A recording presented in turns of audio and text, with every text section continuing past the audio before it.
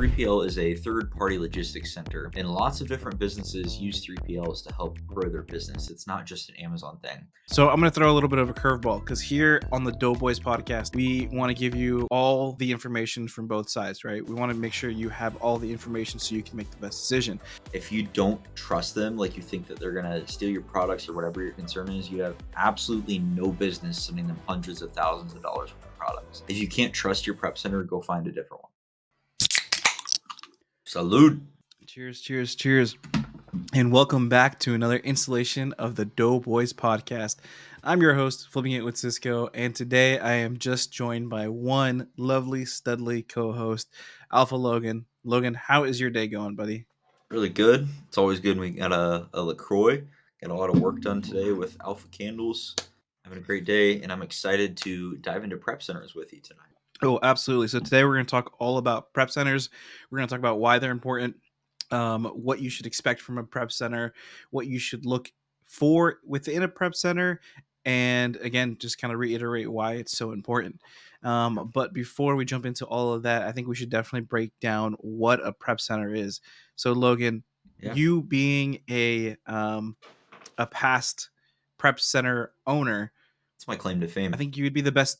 Yeah, it is. I think you would be the best qualified to kind of tell us what a prep center is. Yeah.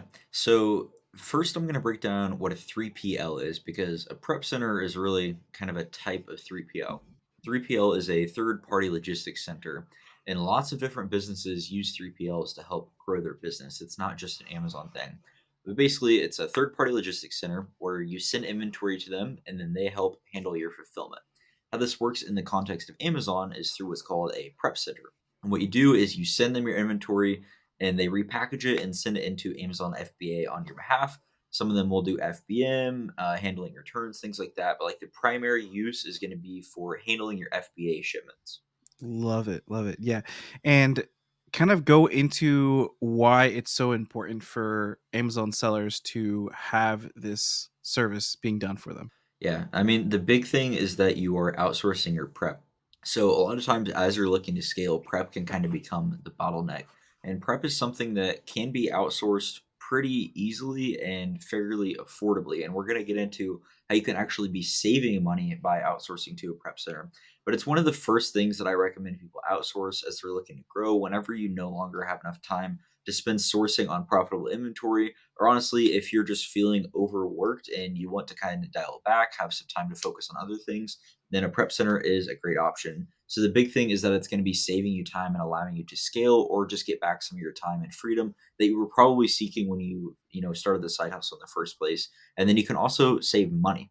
So you're probably confused, I'm going to be paying someone to do this for me. How am I going to be saving money? Well, if you're doing online arbitrage like most of our listeners, then let's say you live in a tax state. What you're going to do is partner with a prep center that's in a tax-free state, and we're talking about sales tax. So just for example, this is a little bit high, but just to keep the numbers simple, let's say I'm picking up a pair of kicks to flip. They cost me $50 and I have to pay 10% sales tax. I'm going to be paying $5 in sales tax. Or I can send those to tax-free Oregon, pay $0 in sales tax, and then I'm going to pay that prep center $2 or $3 to prep. So I'm still saving a few dollars and I'm doing less work.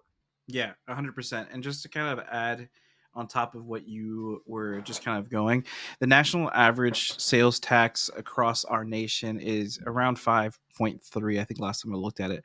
So to just put that into context, for you to kind of break even on what you would have paid in sales tax to a prep center, you'd want to be sourcing items that are going to be anywhere between $22 to $25 in that kind of price range for it to kind of be break even, right? Again, it's all going to depend on where you're at, because sales tax is going to be completely different in California and New York than it is in Illinois or in Virginia or somewhere may have you. So figure out what yours is, figure out your math, and then kind of use that as a tool to leverage against other resellers, because not everyone A is tax free, or B not everyone's using a prep center because they're solo entrepreneurs, which a lot of us were in the beginning. So there's nothing wrong with that either.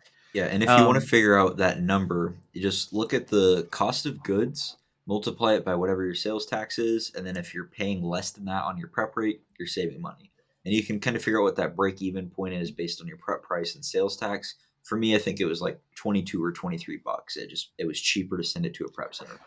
So I'm going to throw a little bit of a curveball because here on the Doughboys podcast, we want to give you all the information from both sides, right? We want to make sure you have all the information so you can make the best decision. So we went over some of the pros about prep centers. Logan, what would you say are some of the cons of using and utilizing a prep center?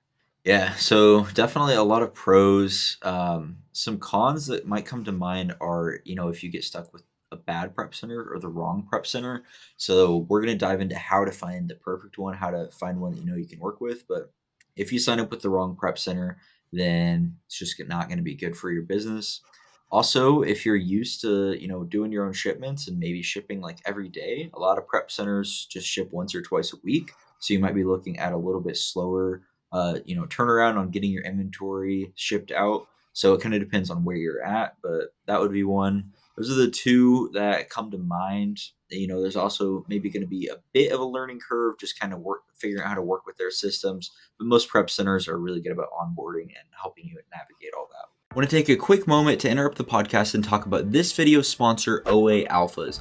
OA Alphas offers high quality leads lists to help you grow and scale your online arbitrage business. Whenever I started getting into online arbitrage, leads lists were foundational for helping me understand the OA business and growing my business to its height. OA Alphas allows you to get profitable online arbitrage product leads every single day, Monday through Friday, in exchange for a set monthly fee. If you're looking to grow your online arbitrage business or gain back some of your time or learn more about OA, then I highly recommend you check out the link down below to visit oaalphas.com and start receiving those profitable leads every single day. Thank you, OA Alphas, for sponsoring this episode. Yeah, I think the time is definitely a huge factor as far as like con. You definitely, if you have been heavy doing RA or heavy thrifting and you're switching to the OA world, it is a bit of a transition. So you don't want to do it all at once because there is that little time delay from your shipments.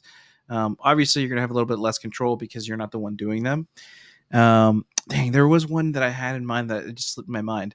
But one thing I did want to iterate because obviously you had Josh as your warehouse manager when you had a prep Yes. center, and one of the things that he prided himself in is that he is going to prep everything better than anybody else because he has all the reps and repetition. So Mm. that is kind of jumping back on the pro side of a prep center. These are dedicated people that's all they do is prep things. So they're going to catch things and prep things a lot faster than you probably would. Yep. But yeah, Experience is a big thing to look for whenever you are, looking for someone to work with as a prep center. And yeah, experience as a prep center is nice, but even if they're experienced sellers, that way that they have, years of experience and tens of thousands of units prepped under the belt. That way that you can trust that they're actually going to do what they're supposed to do with your inventory. so a couple of questions that come up when talking about prep centers that people usually ask in like forums and discords is, what can you expect as far as returns? When you had a prep center, Logan, what would you do with items that needed to get returned, and what have you seen out there from other prep centers? Man, this was probably the most annoying part about running a prep center was the items that needed to be returned. And there's a lot of different reasons. Maybe the client sent us the wrong ASIN and then they figure out that they want to return it, or maybe an item comes in damaged or it's missing a part. Sometimes the item would turn into a dog page. If you don't know what that is, it's when you go to the Amazon link and there's literally a dog on the page because Amazon has decided to take down the listing. Super annoying, but a lot of different reasons that Disclaimer: if you don't know what a dog page is, you probably aren't at the spot yet to do a prep center. yeah, But continue, Logan. I didn't mean to cut you off. I don't even know how many dog pages I've seen at this point. So many. I feel like I get a new Frustration one in every my time. email every day. Yes. But yeah, so what we would do though is just communicate with the client, hey, what do you want us to do in this situation? A lot of times it'd be obvious, it's damaged, this needs to be returned. Can you generate the return label and then we'll just ship it out for you? And we, for the most part, just did that free of charge. If it became like obsessive, then we would add a small fee. Some prep centers do like a flat $5 or $3 for every return. A lot of them, though, if you're not doing a ton of returns, like maybe just like one a week, they'll just handle it for you free of charge. Yeah.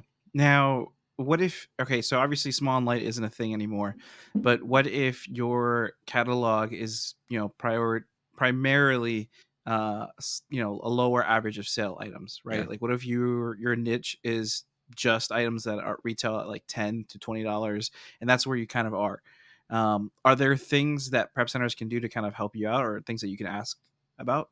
Yeah. So generally, prep centers are going to have their standard pricing, right? But you can always ask if they can work with you on a specific ASIN. Like if you do have something that's small and light, margins are going to be tight. If you are well, small and light's not a thing anymore, but let's say you have a low average selling price item. The margin is going to be tight if you're paying the standard prep fee. So maybe you can say, hey, if I send you 100 units of this, so it's going to be super fast for you to prep. It's just single sticker, can we cut the fee in half or in a third? You can always ask. The worst that they can do is say no, but that way it makes sense for you because you have your margin, and it makes sense for them because it's fast and easy to prep. Yeah, exactly. And this is actually something that you and I did whenever you had your prep center. I Yep. had an item that A lot of an you item. kept asking you kept asking me why I wasn't sending a lot of items, and I told you because half of my catalog was this one item, and it was hundreds of this one item. And then that's what that sparked the conversation, because it was literally just that, right? It was just an item that didn't need any polybag, it didn't need any prep work. All it needed was a sticker and then just stacked up into a Yeah. box. And even though I was getting a much cheaper rate for the prep, 100 units only took you 15, twenty Right. minutes at most to prep I think you anyways. paid So it was 25% mutual of the beneficial. standard prep on that, and it still made sense for us. Yeah, it was, I mean, yeah, if you literally just but yeah, those are some things that you can do. So okay, so let's say you find a prep center, you sign up with a prep center. What are things that you can expect for the onboarding process? Obviously everyone's a little bit different, but what are just some generalities that you can expect? Yeah, I recommend getting on the phone with them before you even sign up, and then you're probably gonna get on the phone with them again for onboarding. They'll walk you through how their systems work. What's pretty common is that they use a Google Sheet or maybe an Airtable, where basically you just put in all your purchases, everything that they should be expecting, and then they'll ask for basic info like when did you order it, give us the title, the ASIN. You can do your cost of goods and list price if you want them to enter that, which I would recommend because the whole point is that you're outsourcing as much as possible. I've actually had people reach out to me, quick sidebar, mad that either me when I was a prep center owner, and I've had people ask this about other prep centers, like furious that they want to know their cost of goods and list price. It's like, Wait, what? yeah, Unpack that? the people were What do you mean? mad that the prep centers Oh, wanted their prep cost of center goods and wanted to list know the price on the information. sheet. It's like it's to help you out so that you don't have to manually enter it. There's nothing that they could possibly do with that information. It was really I, weird. It's happened multiple yeah. times too. But anyway, they'll ask for basic info and then they'll walk you through. Generally, they'll use like inventory labs. Some of them have more dedicated software, but most common what we see is Google Sheet and inventory labs. So they'll just need connection to your account, your Amazon Seller Central, and they will literally handle everything and just let you know if any issues come up. And yeah, you know what? Just kind of breaking down, unpacking further, because it just threw me for a loop. Even if you they didn't ask for it, you're sending them everything. So the Yes. invoices is in the Right, box that you're exactly. going to be unpacking anyways. They All were right, also mad that they that's an wanted to know interesting one. supplier, but But it's obviously they're coming gonna know from the where it's coming supplier. from. Yeah, it was crazy, and it's happened multiple times, which is really crazy. The world is special. And then one thing that definitely came up for me, because obviously I was one of the first people to know that you were launching a prep center back in the day, so I was definitely out there spreading the word for you. One thing that I kept getting asked about was, isn't Logan an Amazon seller? Yes. Okay, isn't he going to steal my asins? Nope. If you don't trust them, then don't sign up. It's there's a lot of people that need a prep center, and it's okay if you didn't want to go with Logan.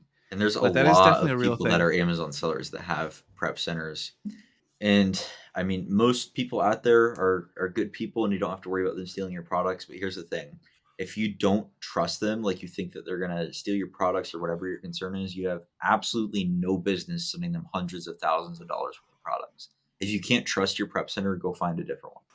And there's other alternatives too, right? Like one thing that I've done in the past, particularly when I go on vacation, or what Logan used to do. Obviously, having Josh as warehouse managers, you can outsource the prep locally as well, to family, to people that just want a quick side job that doesn't take that long. Because prepping really isn't that difficult once you learn how to do it. So there are other alternatives too if you have that much of a big trust issue that you can't trust a prep center.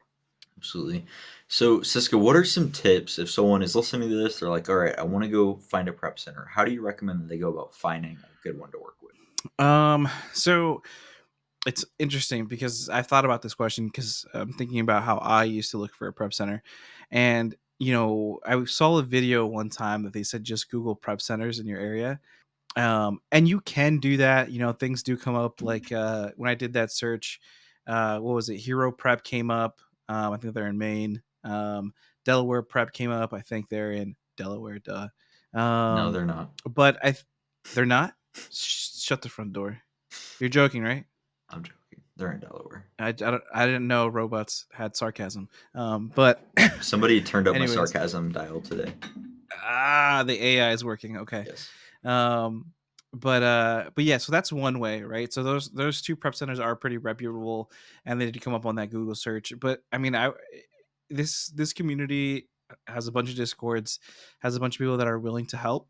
I would definitely go based off of a referral or someone's introduction, just because they're also putting their name with that prep center if they're giving an introduction or a recommendation, or if they've potentially worked with them in the past and they have spots open.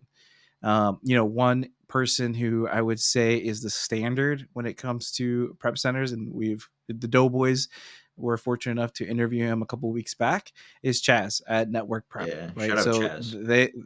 they are the bar for sure.